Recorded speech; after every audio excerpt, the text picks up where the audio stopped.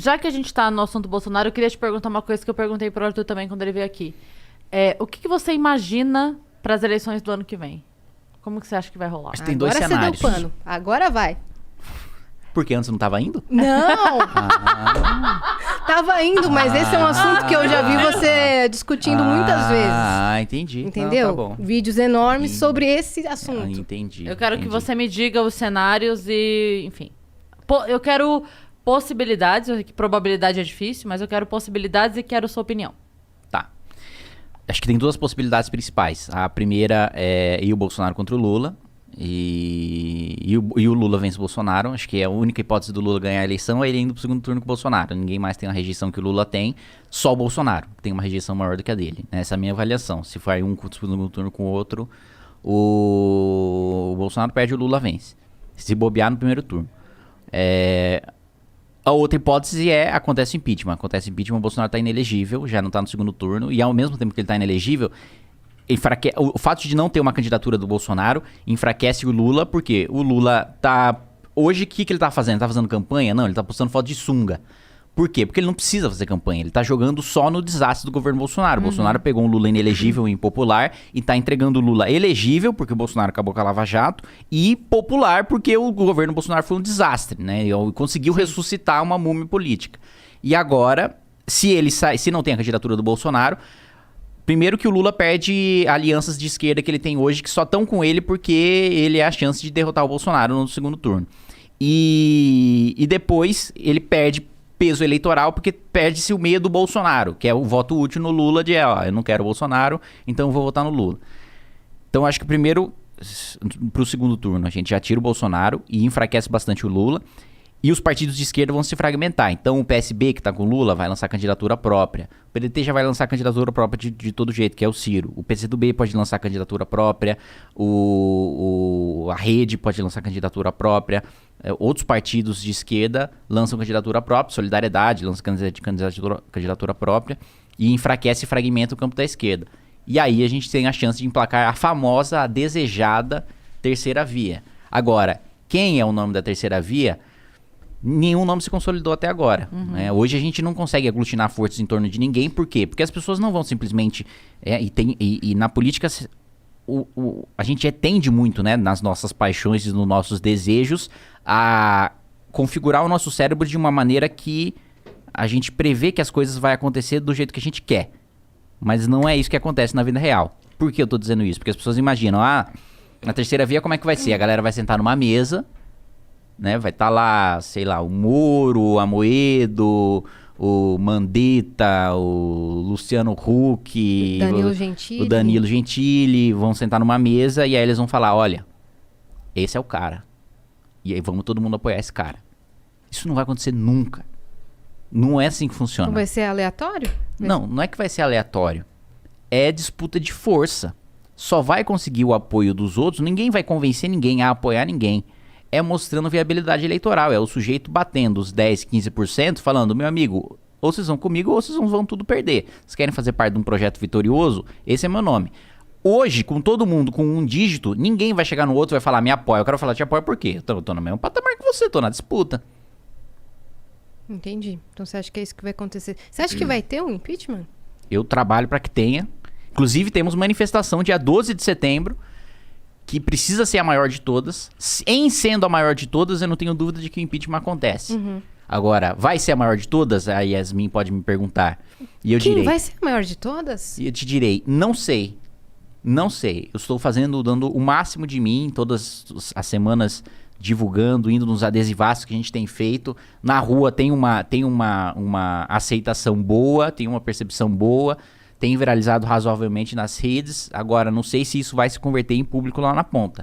Precisa. Para mim, vai ser não é exagero, não é discurso político, mas para mim vai ser um marco histórico, uma divisão do que acontece pro resto da história, em relação à eleição, em relação ao Bolsonaro, em relação ao governo, em relação à direita brasileira, que estava em ascensão, aí acabou destruída, tomou uma porrada em 2020, agora tem alguma chance de se recuperar em 2022. A gente muda todo o cenário, ou tirando o Bolsonaro, enfraquecendo o Lula, ou a gente reforça o cenário atual. Porque se a manifestação for fraca, também não me iludo. Eu sei que o Bolsonaro sai fortalecido, o Lula sai fortalecido, e a gente caminha para esse segundo turno e seja o que Deus quiser. E é isso. Entendi. Qual foi o lance todo que rolou quando o Eduardo Bolsonaro veio no Flow e aí você ligou aqui? Como é que foi isso? Ele tá te processando, inclusive? Ele está me processando. São 2 processos, né? Os 2 processos são pela mesma coisa. Basicamente porque eu chamei o pai dele de vagabundo, corrupto e quadrilheiro, né? Da tribuna da Câmara dos Deputados, quando eu me candidatei à presidência da Câmara. E porque eu chamei de bananinha. E... É muito engraçado. É muito engraçado as duas coisas, né? Porque você sai de... Não é? É tipo assim, porque eu falei lá e... Bananinha. É tipo, a discrepância das duas coisas é muito grande, mas beleza, continua. E aí o Bananinha me processou e... Porque eu chamei ele de Bananinha, e aí ele pediu pra tirar, ele pediu pra justiça, tire todos os tweets em que o Kim me chama de Bananinha. E aí a justiça falou, não, parça, você é deputado federal, você é figura pública, você pode ser chamado de Bananinha. Então, aliás, ó, pra quem tá nos assistindo, tá liberado chamar o Bananinha de Bananinha. Pode chamar, ele não gosta, ele vai pra justiça tentar tirar, mas nós já temos jurisprudência ao nosso favor. Oferecimento Judiciário Brasileiro, um dos melhores poderes da República. Muito bem. E pela primeira coisa, tá em andamento ainda? E aí, tá em andamento, mas ele já perdeu em primeira e segunda instância, ele recorreu pro Supremo. Entendi. Então, basicamente ele tá A relação lascado. não tá muito boa lá pra ele recorrer. Mas você não pode falar isso? Então, pelo que a justiça tá determinando agora, posso. Eu queria perguntar uma outra coisa do assunto anterior. Você falou que a manifestação pode significar, de fato, o andamento do impeachment ou não. Eu sei que o apelo popular movimenta as cadeiras em Brasília. Ok.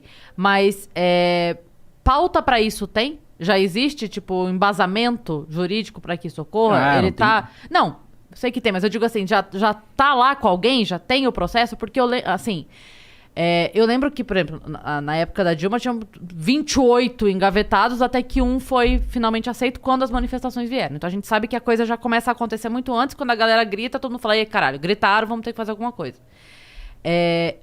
Existem já esses pedidos, e a outra coisa que eu queria saber esses pedidos vêm de quem mais grita fora Bolsonaro? Muito bem. Bom, Boa pergunta. primeiro, existem os pedidos. E não tenha dúvida, Cris, que uma das primeiras coisas que o Arthur Lira fez quando ele venceu a eleição na Câmara dos Deputados é pedir para a consultoria, um grupo seleto de 2, 3 consultores, fazer o parecer sobre quais são os viáveis juridicamente e quais não. Ele já tem a base para... Se ele quiser dar um despacho, sim. Se ele quiser dar um despacho, não. Ele já tem o vazamento pronto. Não tenho a menor dúvida disso. E sobre quem pede é quem realmente está mais gritando. Interessa, como eu disse... Se a manifestação é fraca, a gente fortalece Lula e Bolsonaro. O Lula tem a melhor chance de vencer contra o Bolsonaro no segundo turno. Então interessa pro PT derrubar o Bolsonaro? Não interessa. Então por mais que você tenha petista, a militância, a base petista, eu não desconfio da base, da militância realmente querer acabar com o governo Bolsonaro. Mas eu conheço os deputados petistas, eu conheço os senadores petistas. E eu sei que eles não querem. Que pra eles o melhor cenário possível é deixar o Bolsonaro até lá pro Lula ganhar sem fazer campanha. E então tem boa parte do que é teatral da política, né? Do que é discurso e do que vale mais a pena pra eles na prática. E deles jogar muito pra torcida, né? Sim. Então, assim, eu tô perguntando isso porque eu vi há uns meses um tweet falando isso. Que era, se eu não me engano, era do Danilo. Falando assim, pergunta... para um petista se o governo do Bolsonaro é melhor ou pior do que o do Fernando Henrique. Todos vão concordar e dizer que é pior. Aí você pergunta quantas vezes eles pediram... O PT pediu o impeachment do Bolsonaro e quantas vezes pediram do Fernando Henrique. É verdade, bem levantado. sentido. Bem levantado. Pediram várias vezes do Fernando Henrique. Aliás, o PT pediu o impeachment de todos os presidentes que não foram petistas, né? Esse é um registro pra história. Sim. Só pra mostrar quando, na verdade, quando o E não pediram agora. Quando o PT pede impeachment. Não, eles pediram. Formalmente eles pediram, mas eles não trabalham pra caminhar.